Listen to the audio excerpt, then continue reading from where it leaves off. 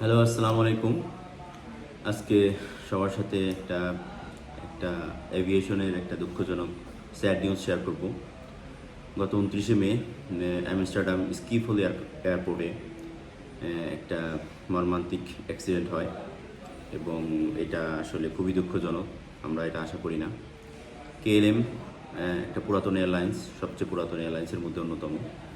তো কেএলএম এয়ারলাইন্সের KL1341 ফ্লাইটে এয়ারক্রাফটটা ছিল এম্বেরার জেট ইঞ্জিন এয়ারক্রাফট।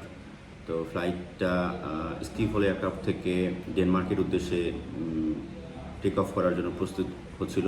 ঠিক ওই সময়ই ইঞ্জিন স্টার্ট দেওয়ার পরে একজন ব্যক্তি ইঞ্জিনে ঢুকে পড়ে নিহত হয় এবং তার সাথে সাথেই সব যাত্রীদেরকে এয়ারক্রাফট থেকে তার সাথে রিএম্বার্ক করা হয়।